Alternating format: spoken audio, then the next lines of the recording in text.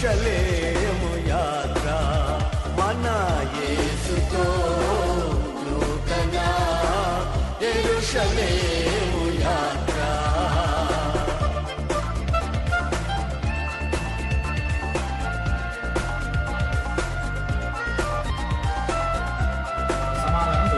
అట్లనే దేవుని నమ్ముకున్న వాళ్ళు, రక్షణ పొందిన వాళ్ళు, బాప్టిజం తీసుకున్న వాళ్ళు కూడా కరెక్ట్ గా దేవుని నమ్ముకుంటేనే కరెక్ట్ గా ఆన్సర్ వచ్చినట్లే.